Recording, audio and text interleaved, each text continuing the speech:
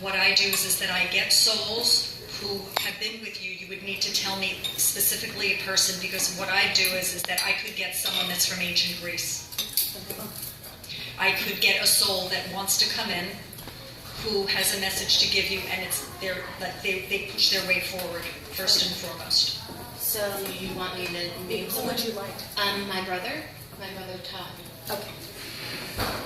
Wendy would like her brother too. And also I'd like to share too is the way that I get a soul is the way their true essence is, not necessarily the way they were here. Maybe it's similar, but sometimes we play the part of clown here, but on the other side, their true essence is that of a stoic soldier. So I just want to say that too, so I'm going to go on the top.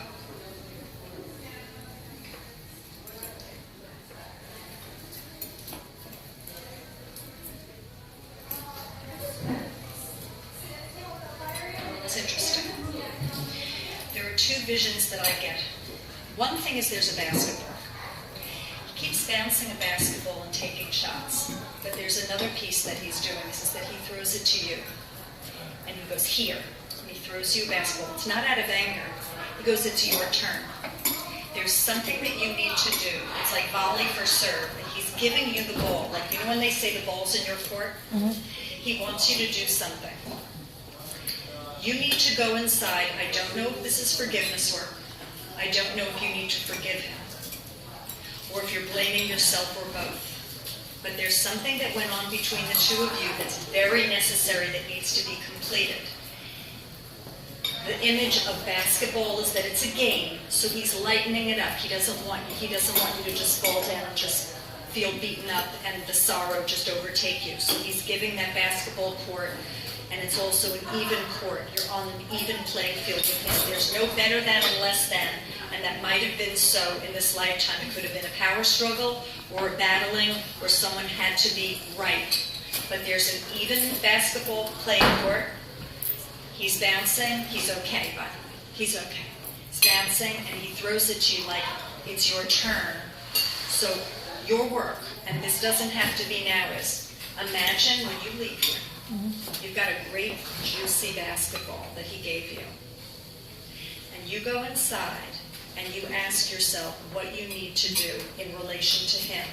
He's waiting for you not to pass. He's waiting for you to make a decision about what's your response now. He loves you and he respects you. That's the first part. The second part also is I get Japan. The two of you had a life in Japan and you were friends.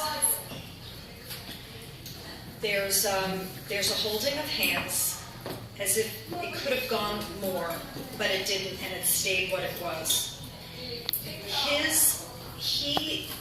And this does not have to do with this lifetime where he loved you romantically in this lifetime.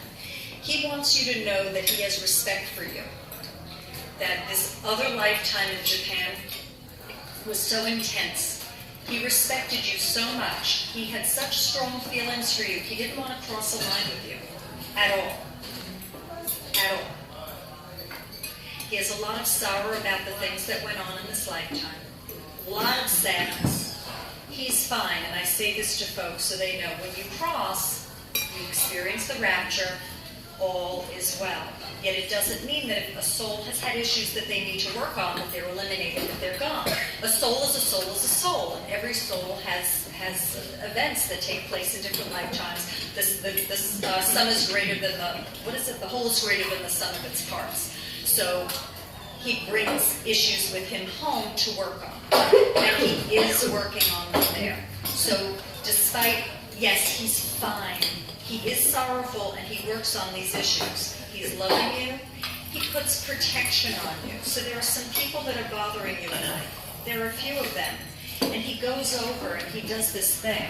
The person's over here, and he's not doing anything dark. He's not blocking the person's free will.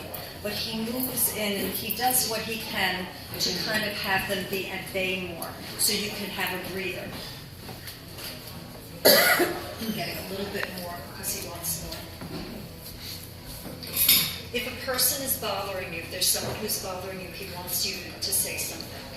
He doesn't want you to stuff. You've been stuffing things, and you've been keeping things inside.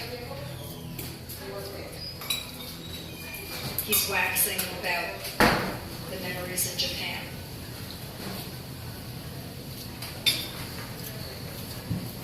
Trust in him and trust his abilities. Know that he can intervene for you, and you can call upon him for assistance. He will be there for you.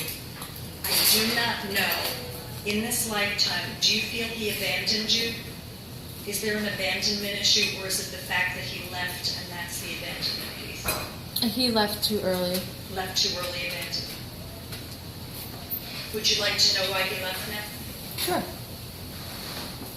Tell me anything and everything. I don't care. That's fine.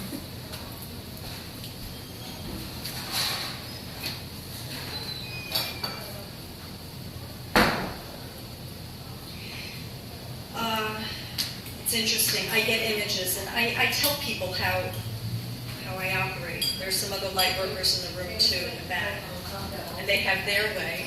You can say what, and Millie, you can say anything. Don't worry. I It's will. fine. So we light workers have a way. We get messages and we get symbols, and then we interpret. I see killer bees. So when you have killer bees, you run.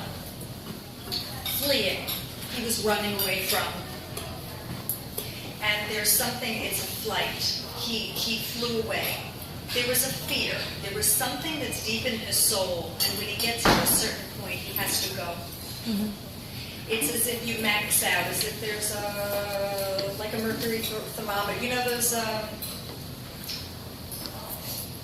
where you're donating to some cause, and they have that thermometer that they draw on a poster, and then they just keep having it go higher and higher. And then when it hits the top, and his hit the top, I don't know what he was running from. I don't know if he was running from himself, or if there were people or ideas. But the killer bees are like the mercury going up to the top. And when he got to the top, he said, I can't do this anymore. It's my turn. Meaning, I have to go now. There are decrees, there are angels, there are decisions, and work. I can't say workshop. There are like quorums. There are groups that discuss this, and the person's higher self is there with other angels to discuss whether this is for their highest good. And it was deemed that it was okay. Now, you might think, why would guides allow a soul to run from something versus stay down here and work on it? You really need to work on it. But for whatever reason, he couldn't. And it wasn't part of the plan. He's done this before in different lifetimes where he runs.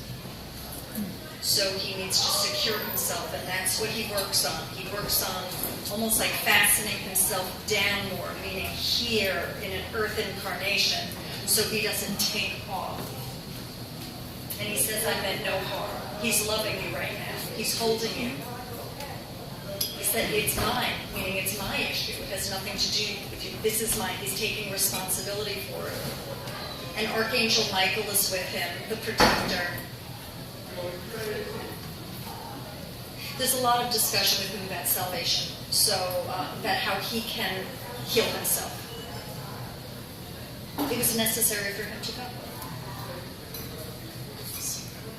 I hope this heals your heart. Thank you. You're welcome.